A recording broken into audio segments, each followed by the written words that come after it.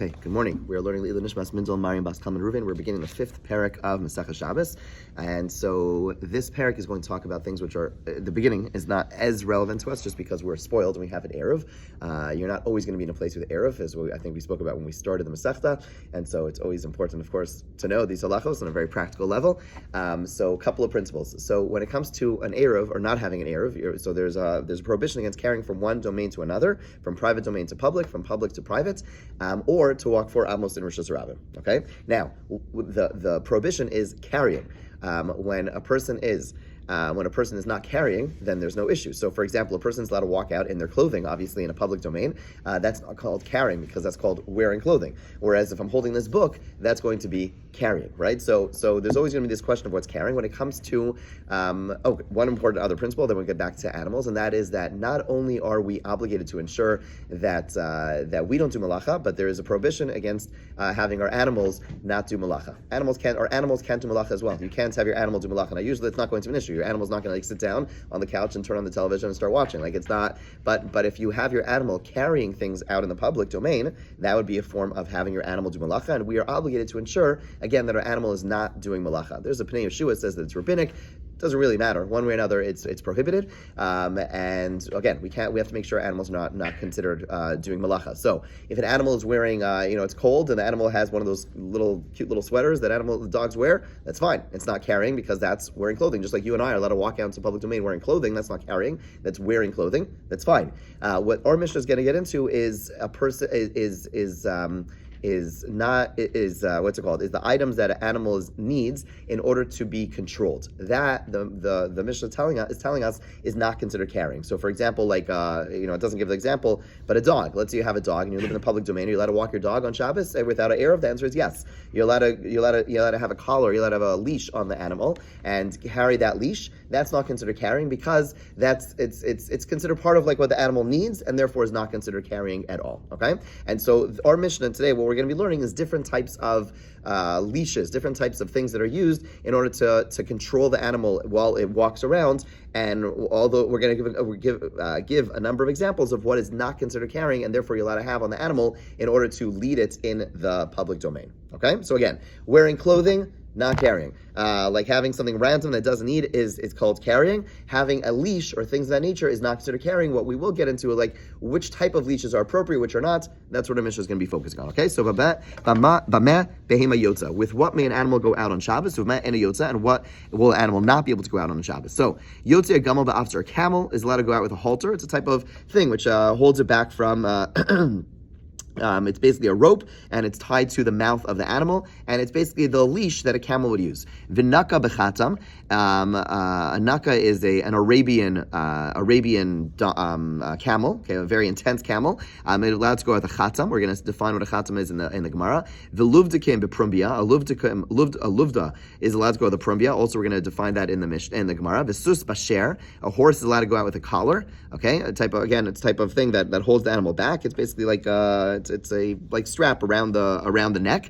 Okay, v'chol bale hasher yotzin basher v'nimshach basher. All animals that normally wear a collar are allowed to go out with a collar and are allowed to be pulled by a collar on Shabbos. Okay, then the Mishnah goes on a bit of a tangent. Umazin alehen. And if the collar becomes tameh, so you need to sprinkle the waters from a paraduma on the ashes from paraduma on the collar. You're allowed to do it while it's still on the neck of the animal. V'tov lemim koman, and you're also allowed to go into if you want to immerse the collar, you're allowed to immerse the entire donkey, entire animal, into the water while it's wearing the collar, and that suffices. Which, by the way, just parenthetically, is important halachah to know about tvila.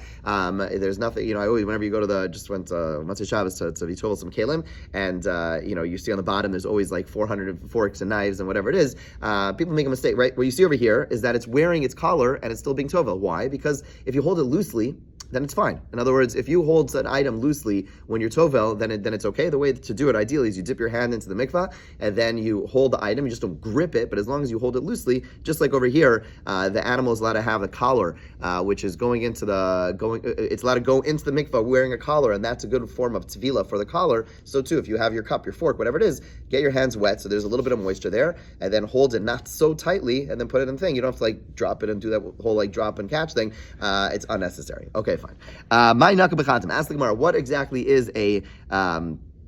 this chatam that we're referring to? And again, the naka is a female Arabian camel. So Amar Rabbi Chana naksa chivarse bizmama defarzla. It means that a white female Arabian camel is allowed to go with a nose ring of iron. Okay, those animals were very intense. They're known to be very, very intense. These Arabian camels, and to use a nose ring of iron to hold it together. That's the item that could be used. Okay, v'luvdakim beprumbia. Okay, so Amar Rav Huna. Again, that was from the Mishnah. The Mishnah said luvdakim are allowed to go with a prumbia. This doesn't define what these are. So what are they? Chamara luva befage defarzla. It's a donkey from luvdakim. Okay, it's a donkey from this place called Luv with an iron bit. Again, it's a piece that goes into its face, and then you attach a string to it, you attach a rope to it, and that holds it together, right? So some animals, you just have a rope around them, but some animals are too strong, so you need to have something like iron or some metal, and then you attach a rope to that thing. Depends on the intensity of the animal. That's the type of leash that you're going to have. Why are we going into detail about each? Because it's critical. It's critical. Back in the day, you and I, okay.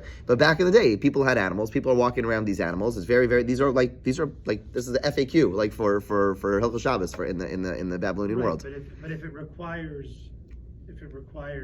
if that's what you need to be able to control the animal, then we should be able to just say. So we're about to see that it's the extent of what is necessary. We're going to get into more detail. We'll see. It's not so simple, and so we'll see as we go on. Levi shudders as we go on a bit of a story. Levi shudders zuzi levechazal mizban lechamar luva. So Levi sent money to Bechuzai. Bechuzai was a place like in the far-flung reaches of Bavel, not anywhere near where he lived. He wanted to buy one of these donkeys from Luv. Okay, and so he sent money. Tsaru shadru leisare. They wrapped up his money. They sent it back to him with barley.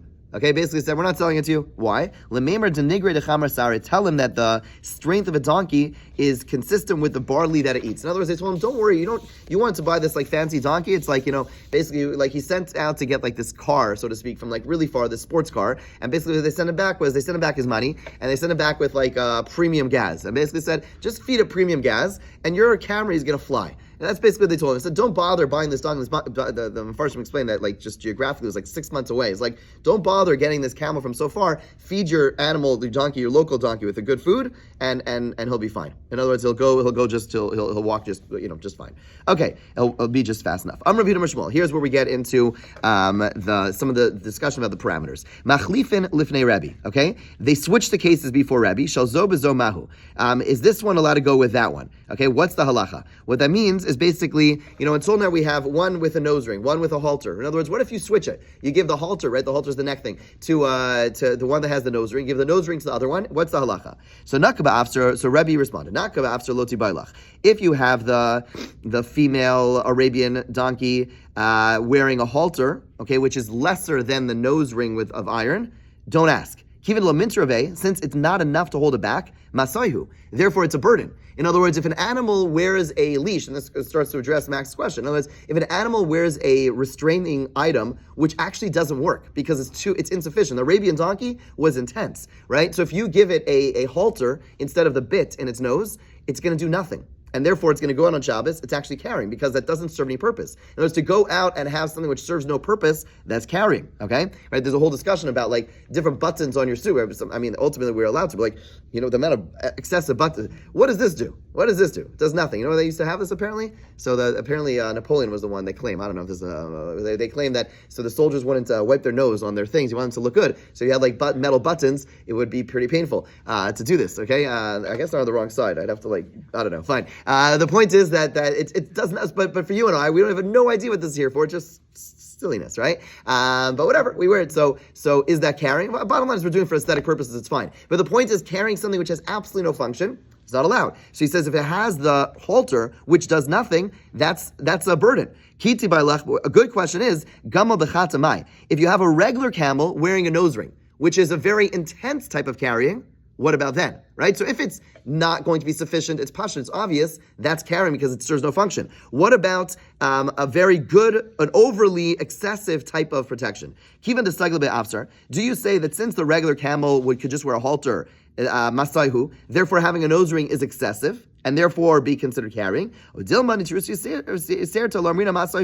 we say that excessive carrying restraints is not considered a burden, and therefore okay? Right? You understand the question? In other words, we're saying we know what it needs.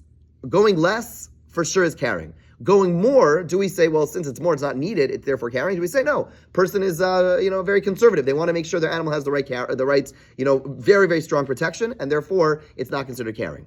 Yeah, understand the question? Okay. Amr lefanav Rabbi Shmuel Rabbi Yossi. Rabbi Shmuel Rabbi Yossi said, "Kach amar Abba, arba behemos yotus ba'afsar." So he said the 4 animals go out with a halter: hasusva, parrot, v'gamal, v'chamar, horse, mule, camel, and donkey. So why is he saying those words? We basically learned that from the Mishnah already, that a camel goes out with a halter. Why would Rav Yossi, Rabbi Shmuel? Sorry, right? Why would Rav Yossi say these things? It's obvious, right? We already said in the Mishnah. So what's he coming to exclude? Is he not coming to exclude saying that a camel could only go with a halter and not with a nose ring? And this would seem to be addressing the question. And where it says, no, maybe it's just coming to tell us that the female Arabian camel can't go out with a halter. But I mean, it's coming to teach us something by limiting the cases, but we don't know what, and therefore we can't necessarily bring a proof from there. Okay, but Masnisa Tana, it was taught in a brisa, Luvdakim v'gamal yotzim ba'afsar, that a donkey from Luv and a camel are allowed to go with a halter. The Rishonim are quite troubled about what this brisa is doing here. It doesn't seem to be exact to address the question in any direct fashion. Okay, we're gonna just fine. It's not so clear what this line is doing over here. I mean, we're teaching us halacha, but we're in the middle of a discussion. Okay, but we're gonna leave that question on the side. Kitanai. Okay, but now we try to say that this discussion about whether you're allowed to carry excessive restraints is a machlokes tanaim from the following brisa. Ein chaya yotza besugar. A beast, chaya, is not allowed to go with a collar or rope. Chananya Omer yotza v'sugar v'chol davar mishtamer. That it is allowed to go out with a collar or rope and with anything that restrains it. Okay? Now, we don't know. It just says chaya. Chaya means an animal, right? Behema means domesticated animal. Chaya means a non-domesticated animal. But you have a wide variety of them, right? You have, we'll see. We'll see a bunch of examples, and that's exactly what we're going to be trying to analyze. So it's not clear. Again, the Brisa just told us one teaching. It said a chaya. Chaya means anything that's not a domesticated animal. It's not like whatever. It's not something that lives in a house or something like that. Any non-domesticated animal, the Tanakama says cannot go out with a rope. Okay, whereas Chananya says it could go out with a rope. The Ma'askinan, what type of chaya are we talking about? Ilema b'chaya gedola, if we're talking about like a large beast, for example, they give it like a bear. Okay, so misagile sugar, a rope is not going to be very helpful for a bear. So obviously we're not talking about a bear because no one's going to say you could use a bear. Ve'ela b'chaya ketana, must be talking about a small beast like a weasel. Okay, now milo sagile sugar. Why would anyone say that you can't use a rope? Of course it's okay. Elav chatul ikabenayu. We must be talking about something like a cat. Now, probably not like our cat, a little bit more like an Israeli cat, which is a little bit wild. Like I'm scared of Israeli cats. I don't know about you; they're like petrifying. So it's not like this little cute little thing. It's walking. It's a little Bren. Okay, sorry. Feisty, yes. So Tanakama savar kivan esagile b'misna be'alma masahu. So the Tanakama holds that since an ordinary cord, like not a rope, but just like a string, is really sufficient for a cat, then using a rope is considered a burden. And that's why he's saying you can't do so. Right? Chananya savar kol nitzirusi serta lo amrina masayhu. And Chananya holds that even though you could get away with a cord, just a single, a line, a rope is extra.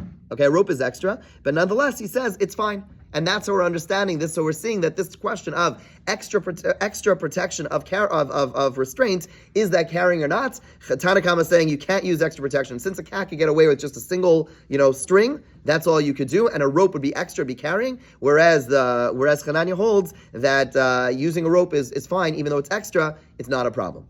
Okay, so here we have machlokas tanaim, and what's the halacha? Rav Huna bar Chia, Amar Shmuel, halacha kechananya. The halacha is actually chananya, and you are allowed to use an extra rope. So again, if you are walking your dog on Shabbos in a place without an eruv, okay, so you are allowed to walk your dog. We'll get into some more of the halachas. You can't allow the rope to droop. It has to be held high. Basically, it has to be demonstrated that you're actually really using the leash, as opposed to like if it's very loose, if it's not like taut, right? If it's loose, then it doesn't look like you're actually using the leash, and therefore it's like carrying the leash. It's like no purpose. But if you're actually using the leash, you are allowed. It's weird. I don't think this way, but you would be allowed to walk your dog with a leash on Shabbos. We'll get into some of the other halachos as we go along. But you don't have to worry. Like maybe this is extra type of. Maybe this is like the best leash in the world. Do I really need this? It's like a really intense leash. That's fine. Halacha like chananya, and therefore even if it's like better than needed, it's not considered carrying. Okay, that's the halacha. We rule like chananya. Good. Okay, Gemara rounds this off with a little bit of a story. Levi, Bered, Rav Huna, Bar Chia, Rabba, Bar Huna, Havu Ka'azli Ba'archa. Levi, the son of Rav Huna, Bar Chia, and Rabba Bar Rav Huna were traveling. Kadme Chamara de Levi lechamara de Rabba Rav Huna. They're both traveling on donkeys, and Levi's donkey goes ahead of Rabba Rav Huna's donkey. Now, Levi was Rabba Rav Huna was the leading sage. Levi was not. Okay, so Chalash died to the Rabba Rav Huna. Rabba Rav Huna was bothered. The Gemara is amazing, and just like, and we have like a long history of this, of like not being so nice to our rabbis, and just being like, Rabba Huna is being a little bit, maybe you could say vain. In other words, he was the rabbi, and Levi was a student, and Levi's like going ahead of him. It's disrespectful, and it seemed like it bothered Rabba Rav Huna.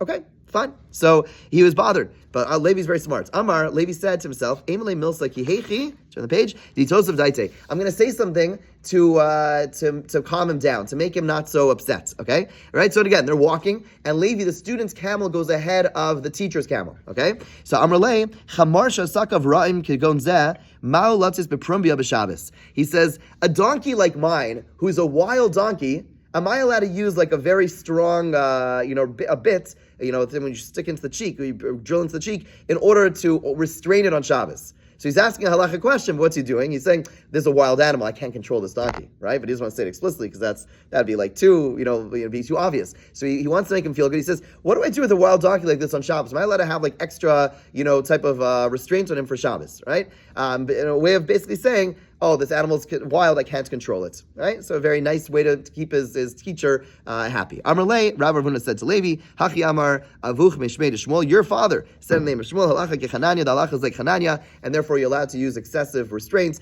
It's not a problem. Okay, halacha lamaisa. There's actually, there is discussion about, if a person's teacher is in front, there are halachos about allowing the teacher to go first. There's discussion that's true on a journey. In other words, if you come to a doorway, that's the only place. You see who goes first type of thing. What you're supposed to do. There's some famous stories of them breaking doors open. I'm trying to remember who. Not by. Whatever it is. Anyway, there are halachos about letting a person go first, but it's specifically a door with a mezuzah. I remember once in yeshiva, I tried letting one of the Rebbeim go first. We were standing outside the bathroom. He looked at me like, what an idiot. You don't know this tosos over here. Whatever it is. Anyways, the bottom line is, it's only by a door with a mezuzah. He didn't call me an idiot, but I felt like one. What's it called? But you're supposed to let someone go first. And when traveling, ultimately the way tosos lands is that when you're traveling, two people together is not a problem. When you're traveling in a big group, like these big processions, you ever see like people walking around with Chaim Kanievsky or whatever it is, there the rabbi's supposed to go a little bit ahead, but otherwise walking together, it's okay. Okay. So even though we didn't start 5 minutes early, but it was good to see everyone who did come early, let's pick up on where we are in terms of this piece, this very, very fundamental piece. I'm going to review so that we don't lose track, and we'll see. Hopefully we have a few minutes, so hopefully we'll finish it off together. Okay, so again, Rav Dessler started off with this question of zchus avos. How could it be that we're basically asking God for protectia? Doesn't seem like it's very just. Where's the justice of saying to God, remember my forefather Avram, Yitzchak, and Yaakov, my forefathers, the avos, they were so great. Be nice to me. What is that? Okay, so he continues by discussing what he calls nekudas bechira, which basically is this notion that we're all basically on a trench warfare or a football field, and we all have, there are places where we have struggles, there are places we don't have struggles, right? So we still get schar, of course, for doing any mitzvah, but certain things, there's so much a part of who we are, whether because of our upbringing or whether because of our past actions, that these things become second nature, right? Like right now, you're getting less schar for Amud Yomi than you did, 4 weeks ago. You just are, because you've already made it into like a practice. Now, it doesn't mean you should stop. Like, I'm not gonna, the point is that it's less, right? It's less of a struggle. I imagine it's much more part of your routine, and that's great. That's fine. But you're getting less, right? The person who says, you know what, I'm going to show up. You just start a new parak. I'm going to show up. That's huge, right? For them, this is like right at their nekudas bechira usually. So there's this idea of nekudas bechira. Fine. And it's something to think about, right?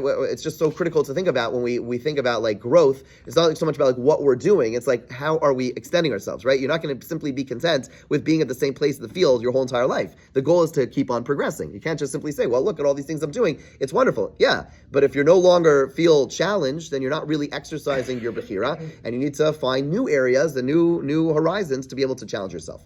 So with that in mind, he explains that not everyone is born in the same place in the playing field, right? Some of us are born we're all born in wildly different places in the playing field, right?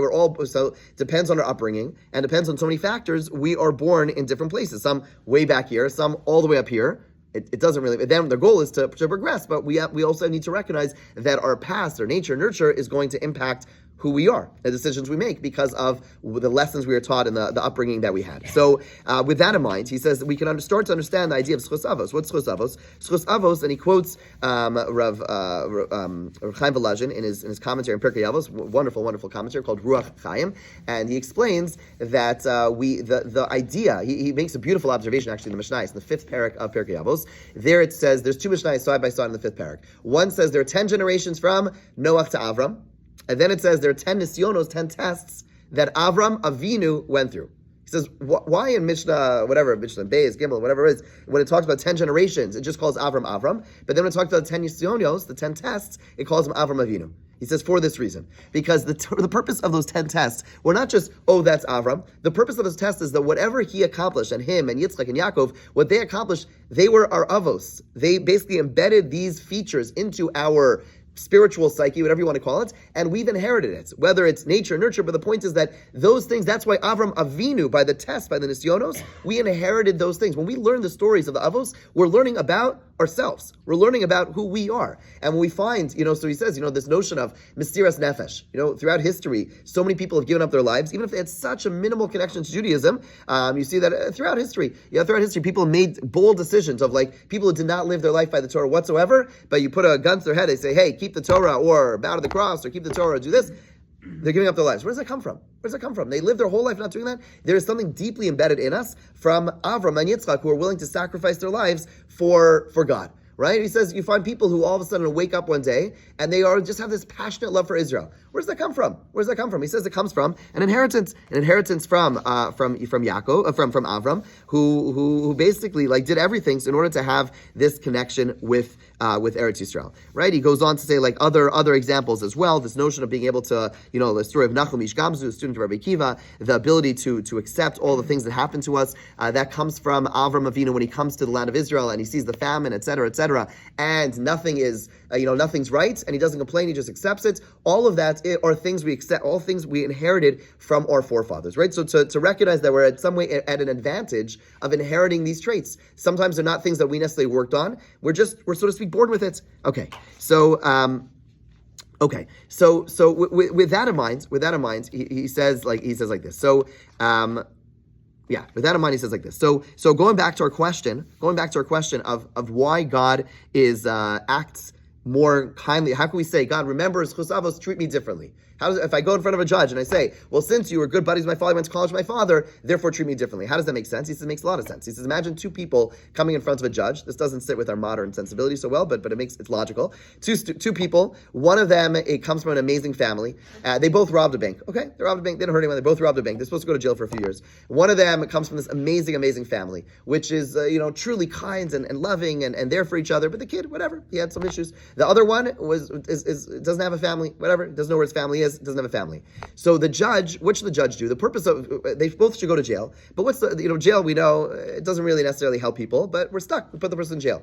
Ideally, the purpose of jail is really to rehabilitate the person, right? So knowing that the first person comes from this amazing family, if the person's able to say, I'm going to go and live by my family and they're going to take care of me, et cetera, then the judge justifiably would say, let's send the kid back home because the family's going to take care of them. The other person, they're going to live on the street. We have to put the person in jail. We don't really have an option.